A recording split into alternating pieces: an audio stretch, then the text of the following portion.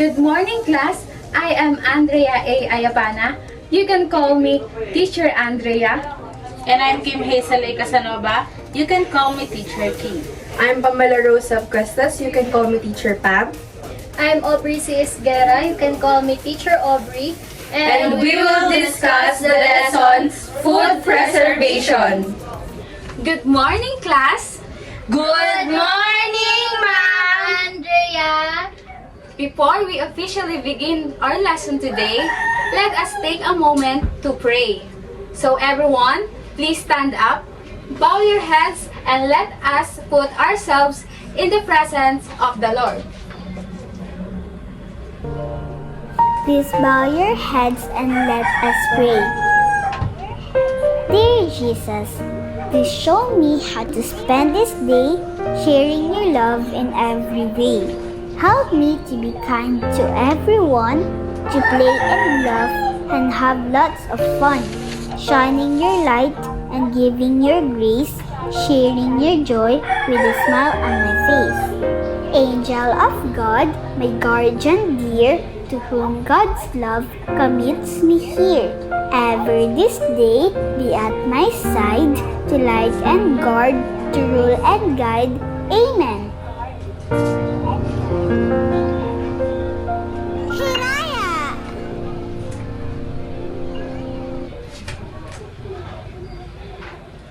So class, before you sit down, please arrange your chairs and pick up any trash in your area. Okay? Once you're done picking things up, you can all sit.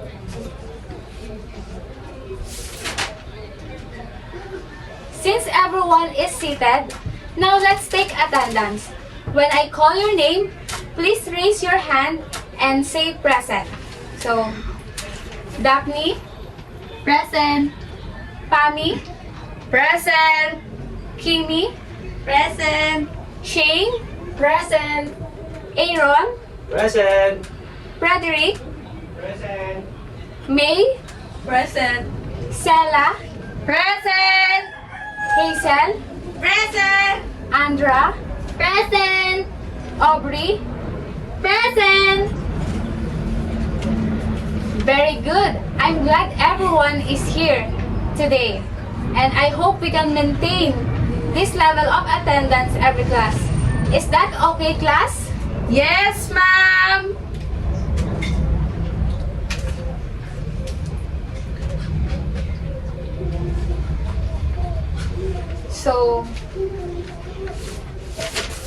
So again, good morning everyone. I am Teacher Andrea. To start this, may I know how everyone is feeling today? We're happy! We're sleepy! Okay. Is anything bothering anyone before we start? None! So, okay, that's too good. That's good to know. So, I'm glad to hear that. So, how was your weekend? That's great! We have fun weekend, ma'am! I'm glad to hear that. Did you enjoy spending times with your families? Yes! I'm glad you all had a nice weekend. So now, let's get started with our lesson for today. But before we dive in our new lesson, let's take a quick recap. Let's take a quick recap of our previous one. Can you tell me what's our last topic was? Vegetable cuts! Very good. And if you were truly listening that time, could you tell me what is the different types of vegetable cuts? Julian! Another?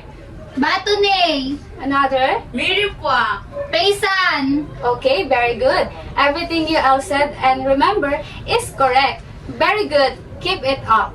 And since we're done with different types of vegetable cuts, let's move on to our new lesson, which is food preservation.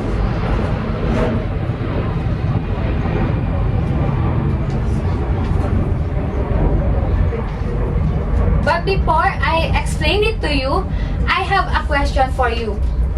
What does it mean by food preservation?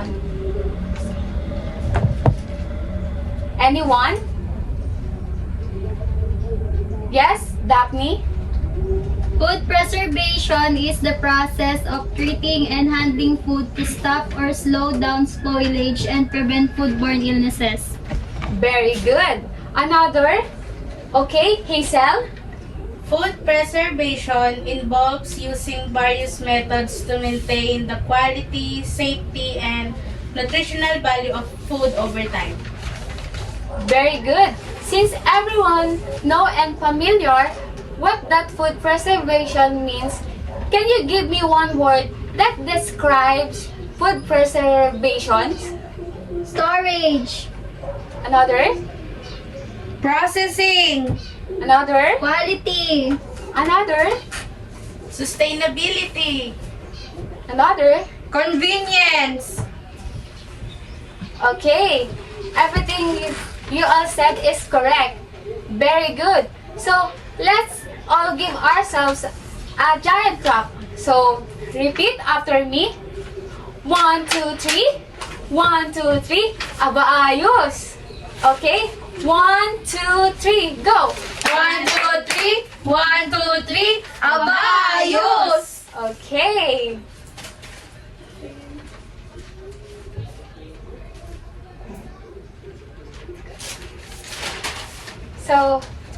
So next, I have some words prepared here, and these words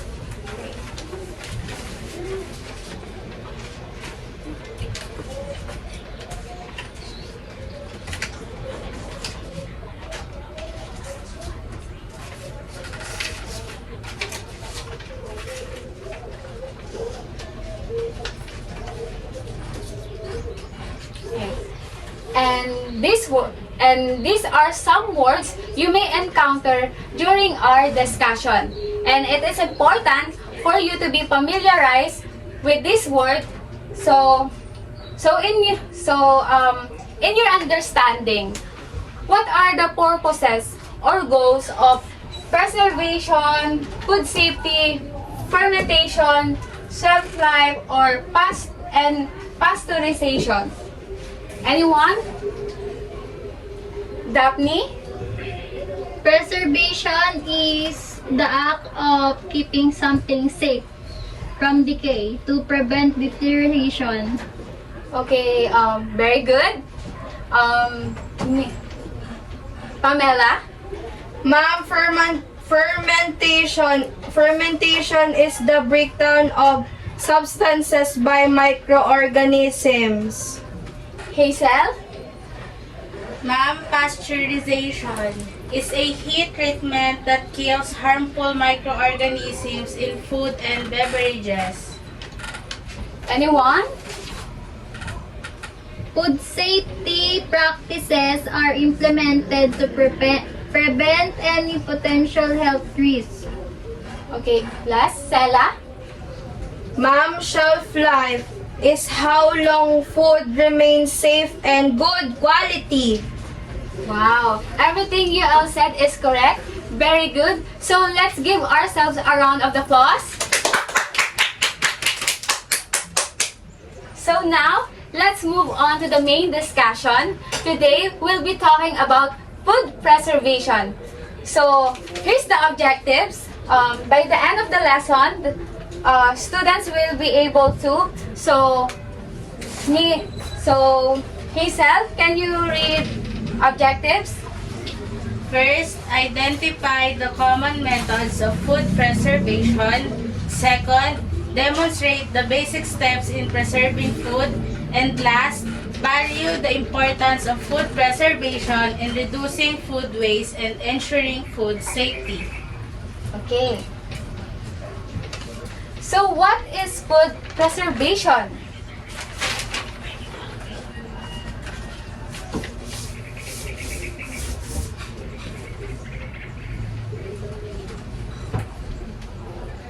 Daphne, can you please read?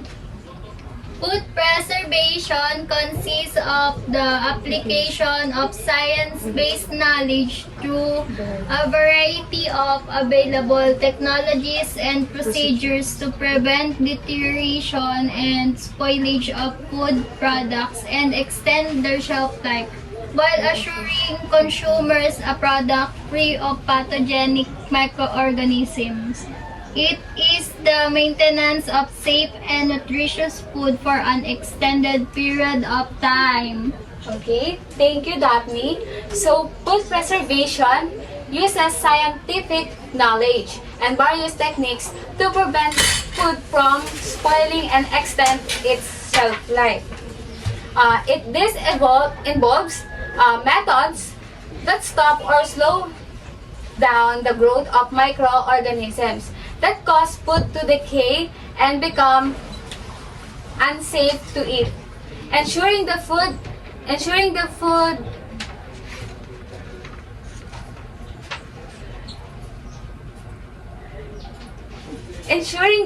remains safe and palatable for a longer periods. This makes food preservation incredibly important.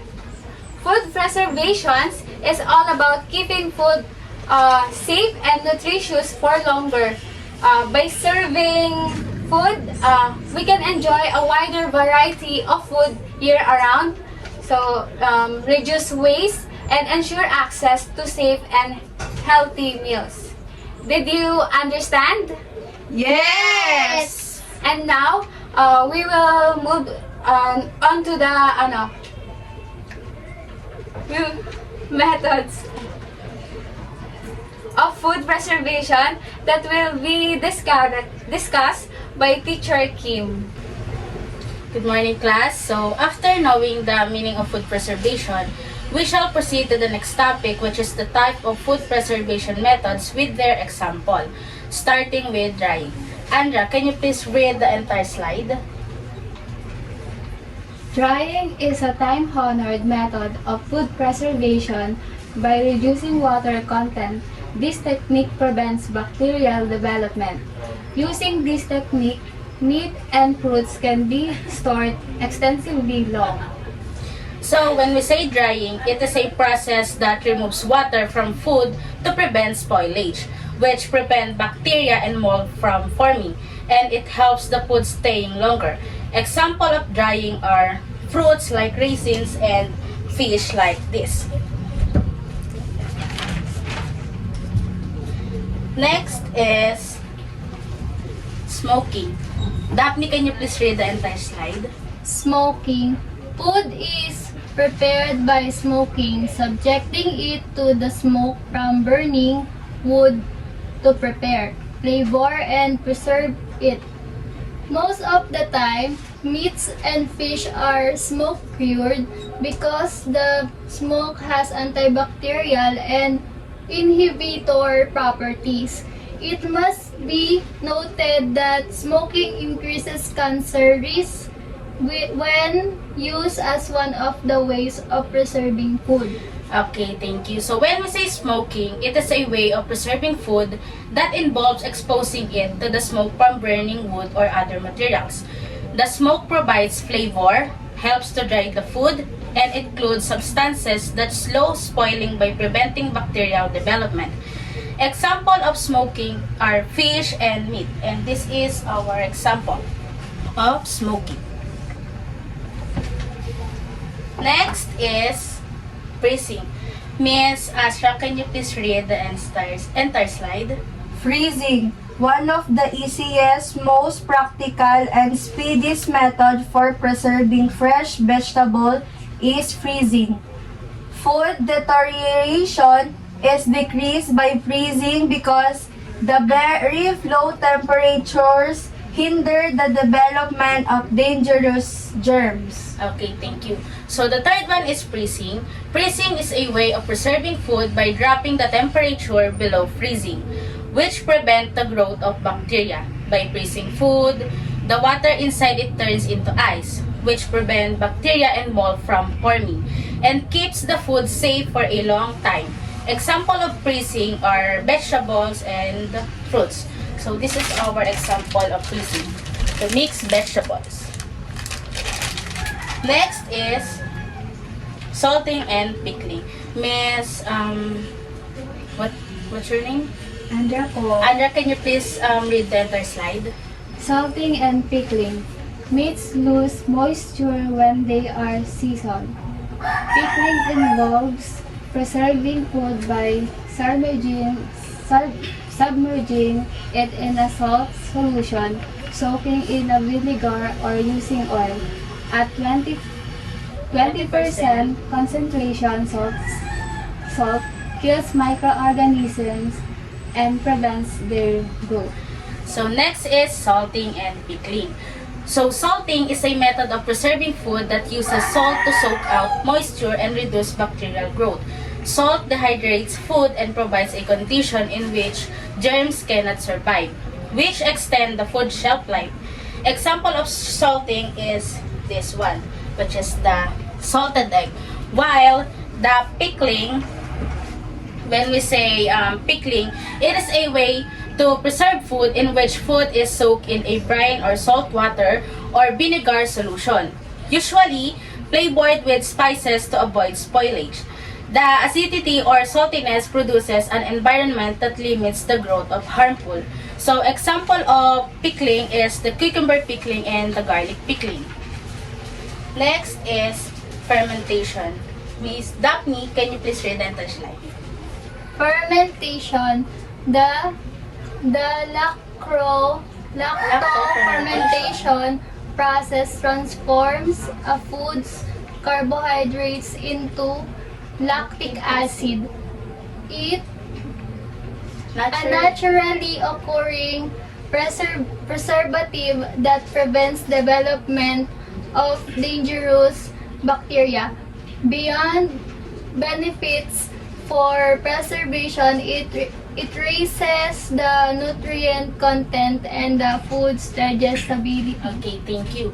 So the fifth one is fermentation. When we say fermentation, it is a food preservation process where microorganisms like bacteria, yeast, or molds break down sugars in food and producing acids or alcohol. This creates an environment that prevents harmful bacteria from growing, while also enhancing the flavor and nutritional value of the food. So example of fermentations are milk, fruits, alcohol, bread, and this one, bagoong. So the next 4 methods of food preservations will be discussed by Teacher Pam. Thank you, Teacher Kim. And now we will proceed for our next food preservation. Vacuum packing. Can you please read, Hazel? Vacuum packing precedes the introduction of gases as a method of food preservation by eliminating air from a container before closing.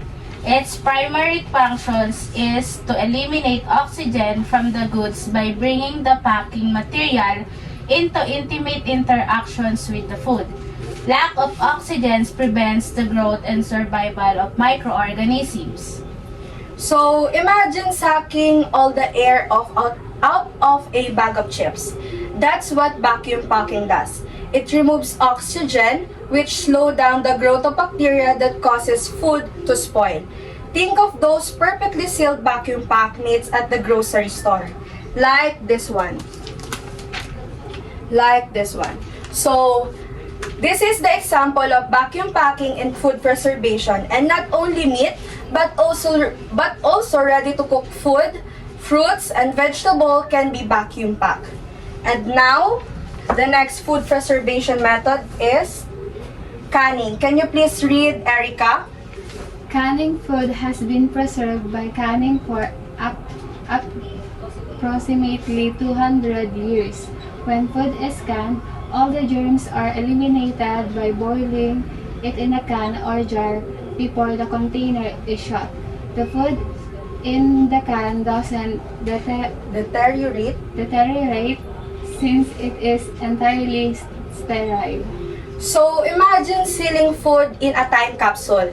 Canning involves heating food to a high temperature and then sealing it in airtight jars.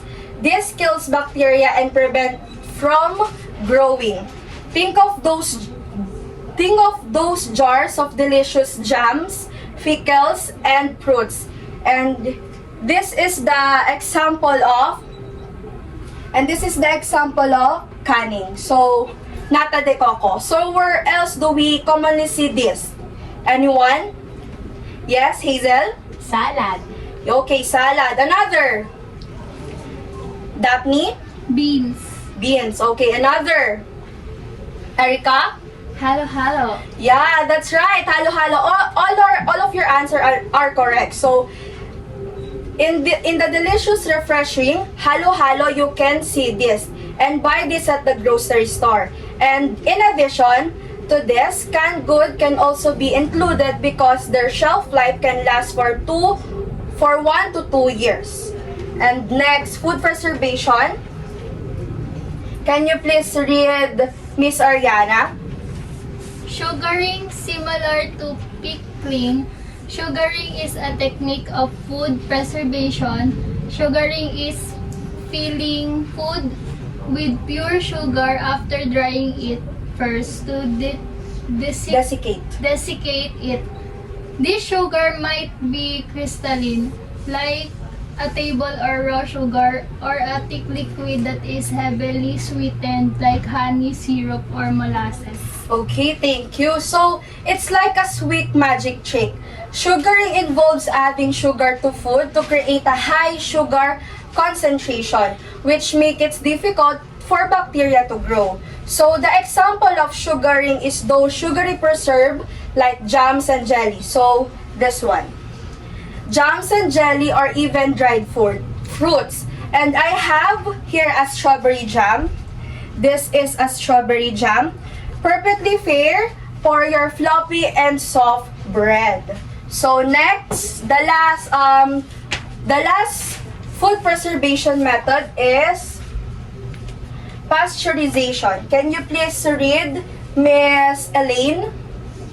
Pasteurization is one of the common food preservation techniques in which packed and unpacked food items, such as milk and fruits juices, are subjected to gentle heat, often at temperatures below 100 Celsius, to destroy microorganisms and increase shelf life. Okay, so pasteurization is like a quick boat for milk. Pasteurization involves heating food to a specific temperature for a short time to kill harmful bacteria. Think of the fresh, safe milk you drink every morning. That is the example of pasteurization in food preservation. So, before we proceed to our next slide, may I call a volunteer to anyone of the class can give me one of the food preservation that you remember. Okay, Hazel. Pickling and salting. Another. Okay. Sugaring. Okay. Next. Vacuum packing. Okay. Drying. Okay. Smoking. Okay. So this method all work by controlling the factors that cause food to spoil, keeping our favorite snacks and meals delicious for longer. Okay, before we proceed to the next slide, all of your answer earlier is correct. So thank you for participating. And now the next slide is about the video tutorial or procedure in making one of the food preservation we discussed earlier. So this method is pickling method. Watch the video carefully and observe how to do a pickling method so that you can apply it on your future use of the food preservation technique. I love to pickle just about anything I can get my hands on. I'm just addicted to that sharp, vinegary bite. So today I'm teaching you the basics of pickling any fruit, vegetable, or really whatever your little heart desires. You can take this basic ratio of vinegar, sugar, water, and salt and apply it to really just about anything, from I'm showing how to make dill pickles today, but all you have to do is change up the spices and make it all your own. Watch. Now, you really can use any variety of cucumber you want to make pickles, like these cute little lemon cukes I grew in my garden, but the short, fat, curvy cucumbers always work best. Slice them into rounds or spears and then prepare your aromatics. I use a mix of coriander seed, mustard seed, black peppercorns, some fresh dill, and thinly sliced raw onion and garlic. Layer the cucumbers and aromatics into 2 quart-sized mason jars, pressing them down as much as you can to fill without breaking the vegetables apart. Next, you want to make the pickling liquid by pouring white vinegar, water, sugar, and salt into a medium saucepan and then bring it up to a boil. Remove it from the heat and pour over the vegetables to cover. They'll be ready within just a few hours and will keep in the fridge for up to several months. You really don't have to shake them, it's just kind of more fun this way. Pop. Knowing me, I would like eat this big clove of garlic, but I'll spare you today. Love them.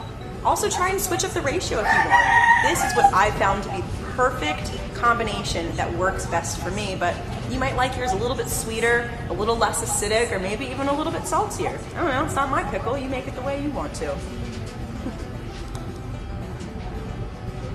I would pickle my own arm if I could. No, I wouldn't. Okay. It would be weird. I'm gonna stick to vegetables. So the next slide, the importance of food preservation will be discussed by Teacher Aubrey. Good morning, class. I'm Teacher Aubrey.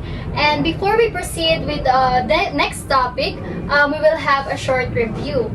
So we have discussed the purpose of food preservation and the different types or the different methods of food preservation. And now, we will discuss the importance of food preservation techniques. So the main goal of food preservation is to keep food from spoilage before it is eaten. So this means that the food preservation, from the word itself, preserve, is to keep the food as safe as possible and protect it from spoilage before consumption. So the first one, and these are some of the reasons why food preservation is important. So the first one, can you please read, Pamela? It lengthens the food's shelf life. Okay, thank you. So this means that with the help of food preservation, food will be safe for a longer period of time and it will retain its nutritional value. So the second one, please read, Andra. It enables us to get perishables from distant locations. So yes, we all know that perishables get easily spoiled, and so with food that is preserved properly, it can be transported over long distances without spoiling. So the third one, please read. Yes, Miss Kimi. It maintains the food's nutrition's content, color, textures, and flavor. Yes. So, food preservation retains the food's nutritional value and its quality. Next, so the food preservation techniques prevent food from being wasted. So, with the help of the previously discussed methods of food preservation, we can prevent food waste and lessen the throwing of food. So, the fifth one, can you please read, yes, Pamela? It enables us to purchase product even during the off-season. Yes, this means that the food can still be available and can still be purchased by consumers even during off-season. So, the last one, please read, Kimi. It keeps the product from being ruined by microbial infections and enzyme activity. Yes, thank you. So, food preservation prevents foods from microbial infections or even food illnesses. So, this means that the bacteria, yeast, molds can live in our food. So, we must do proper food preservation to avoid it.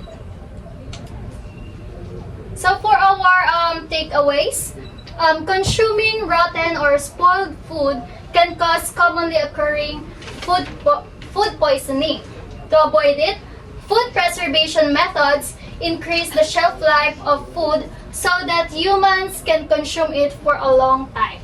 However, based on different food preservation techniques, people should always keep the expiry period of preserved goods in mind. So for our takeaways, food preservation is very crucial because it helps prevent food from spoiling, which can cause us food poisoning if consumed. So by incorporating the different food preservation methods discussed earlier, the food's shelf life will be longer and it can maintain the nutritional value and allowing us to store and consume it safely for a longer period of time. And for our quotation, can you please read, Miss Andra? The preservation of health is easier than the cure of disease. And yes, we can connect it to our topic because the quotation implies that in maintaining our health, we can consume well-preserved food and potentially avoid food illnesses or any complications. So, did you learn about the lessons we had today? Yes, we are! So, if you really understand, what is the purpose of food preservation? Okay, Kimi? To prevent deteriorations and to extend their shelf life. Yes, correct. Very good. Another one? Okay. So, give me some of the methods of food preservation. Pamela? Drying and smoking. Thank you. Very good. Andra? Salting and pickling. Kimi? Vacuum packaging. So, and another? Pamela again? Freezing. Okay, Andra? Sugaring. Sure. Kimi? Fermentation.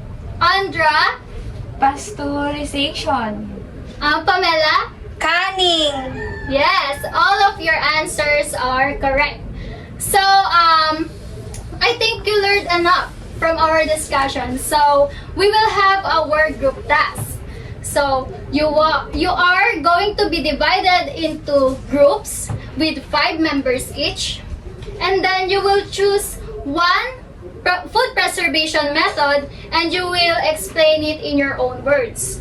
Your group will be given about 15 minutes of brainstorming and then your leader will present in front. Did you understand, class? Yes. We are. And what have you learned with our lesson today? Andra? What I learned from this lesson is that food preservation is the process of keeping food from spoiling and preserving its quality. Okay, very good. Another? Sige, Pamela? Food preservation is crucial in preventing food spoilage and ensuring food security. Okay, thank you. Everything you all said is correct.